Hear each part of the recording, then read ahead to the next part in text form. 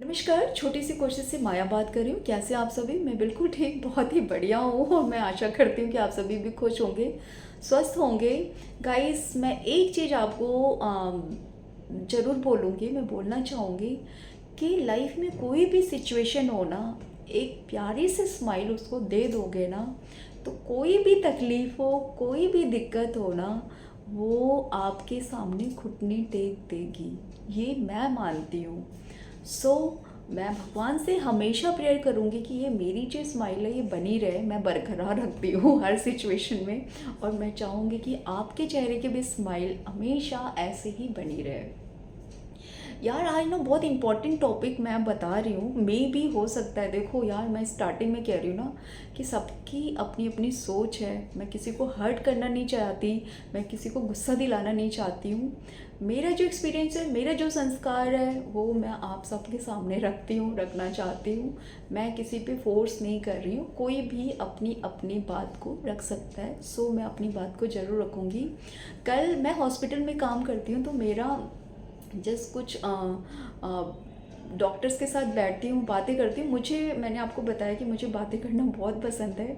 तो मुझे जहाँ तक लगता है ना कि किसी से कुछ सीखना चाहिए ना, मैं उसके पास थोड़ी देर बैठना ज़रूर पसंद करती हूँ। मैं एक डॉक्टर के पास बैठी थी, he is a psychologist, psychiatric psychologist, दोनों बैठे हुए थे। तो ऐसे ही एक टॉपिक उठ गया कि उनकी रूम से एक ऐसे ही कोई गया, जस्ट पेशेंट कह लो, आप कोई भी कह लो, उसने अपनी सारी चीज़ें बोल के गया।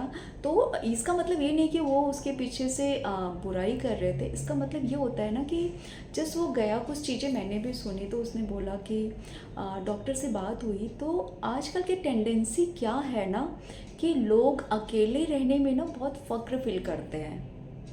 मैंने डॉक्टर से पूछा कि सर, आप साइकेट्रिक हो, आप साइकोलॉजिस्ट हो, आप बताओ कि ये कितना ज़्यादा, कितने हद तक ये सोच सही है, कितनी हद तक आप अकेले रह सकते हो और कितना खुश रह सकते हो।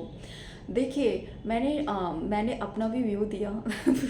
मैंने बोला, सर मेरी नज़र में देखो क्या है ना, अकेले रहना, एक चीज़ ज़रूर बोला कि योग, जो लोग योग करते हैं, जो लोग मेडिटेशन करते हैं ना, जो लोग गुरुओं से जुड़े होते हैं, उनके गुरु जो होते हैं ना, वो एक चीज़ ज़रूर सिखाते हैं कि अकेले रहिए। अकेले रहने का मतलब नहीं आप फिज़िकली अकेले हो जाओ, सबसे दूर हो जाओ, उसको अकेले रहना नहीं कहते हैं। अकेले रहने का मतलब क्या होता है ना कि आप सबके बीच में रहिए, आप सबके बीच में रह के ना हमेशा अपने को याद दिलाइए कि आप अकेले हो। आप बाहर जितने लोगों के साथ मिलते जुलते हो ना, उनको आपको नहीं दिखाना है। आप उनके बीच में वैसे ही हंसते रहिए, वैसे ही मुस्कुराते रहिए, वैसे ही लड़ाई करिए, वैसे ही रोना धोना मचाइए, वैसे ही अपनापन दिखाइए, वैसे ही गुस्सा दिखाइए, वैसे ही आप अपनी जो भी है नफ़रत दिखाइए। बट ये जो अंदर से है ना, आप अपने को बिल्कुल ही खाली रखिए। बिल्कुल किसी से कोई मतलब नहीं होना चाहिए। अकेले में हमेशा, अकेले होने का मतलब ये है कि खुद को हमेशा याद दिलाइए कि आप अकेले हो। आपको एक दिन अकेले सफ़र करना है और ये कोई भी आपके साथ नहीं जाएगा। जिस दिन आपने ये समझ लिया ना, ये ताकत पता है मेडिटेशन से आती है। मैं सबसे कहूँगी कि मेडिटेशन ज़रूर किया करो। मेडिटेशन नहीं तो थोड़ा सा जो प्रवचन जो गुरुजी लोग देते हैं ना यार, वो ज़रूर सुना करो। मैं सुनती हूँ, तो मेरे लिए बहुत फलदायक होता है वो, मैं सुनती हूँ। मैंने ऐसी बात किया तो सर कह रहे थे, हाँ तुम सही कह रहे हो कि कई कपल्स, कई लोग ऐसे आते हैं ना जो कहते हैं कि मैं रह लूँगा। तो मैंने सर से पूछा कितनी हद तक वो खुश रह सकते हैं अकेले। बहुत ही सही बात सर ने बोला कि जब तक वो 50 ईयर्स, 50 साल के बाद ना आपको एक जो बाहर का, जो फिज़िकली, जो सांसारिक अकेलापन होता है ना, वो खलने लगता है। वो खलने लगता है जब तक आपके शरीर में अट्रैक्शन है, जब तक आपके शरीर में ताकत है, जब तक आपके पैरों में ताकत है, जब तक आपके हाथों में ताकत है ना, तब तक वो आपको अच्छा लगता है। एक एज के बाद आपको कहीं ना कहीं पे किसी ना किसी की ज़रूरत ज़रूर पड़ती है। सो इसका मतलब ये आधे से अधिक पता है हमारे समाज में क्या हो गया है ना, कि हम जो जॉब कर रहे हैं, जो हम इंडिपेंडेंट हो रहे हैं ना, उसका गलत फ़ायदा उठा रहे हैं, उसका गलत तरीका, गलत मीनिंग में निकाल रहे हैं उसको, कि हम पैसे कमा रहे हैं तो हम इंडिपेंडेंट हैं, हम अकेले खुश रह सकते हैं। गाइस, बहुत कड़वा क्वेश्चन मैं कर रही हूँ और मैं उसका आंसर भी दे रही हूँ कि बहुत बड़ी गलतफ़हमी है जो लोग अपने को सोचते हैं कि वो अकेले खुश हैं। कहीं न कहीं पे वो बहुत दुखी है, बहुत ज़्यादा दुखी है। सो और सबसे बड़ी गलती हमारे फैमिली से शुरू होती है कि हम ना उनको सिखाते नहीं सैक्रिफ़ाइस करना, उनको पेशेंस में रहना नहीं सिखाते हैं।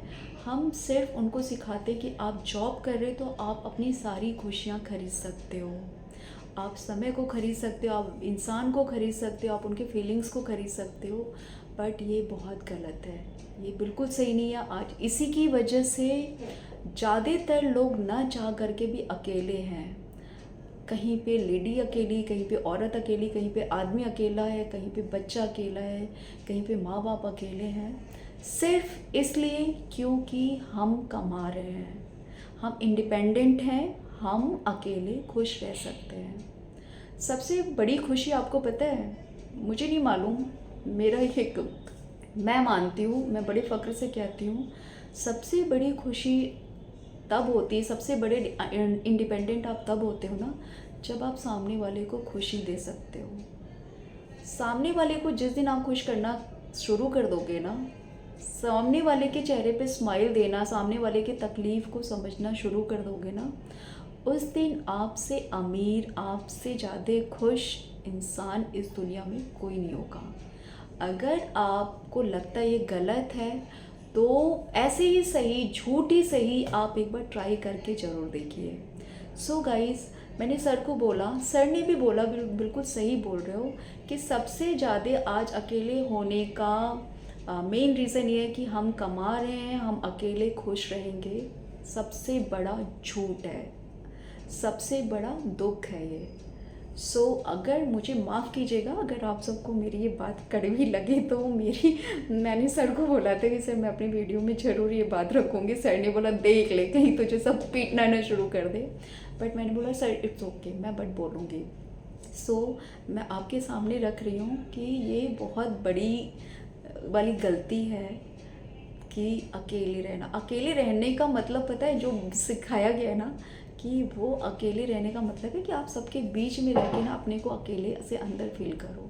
चलिए, तब तक के लिए अगर आपको मेरी वीडियो अच्छी लगी तो आप मेरे चैनल को लाइक सब्सक्राइब जरूर कर दीजिएगा। तब तक के लिए tata bye bye, take care.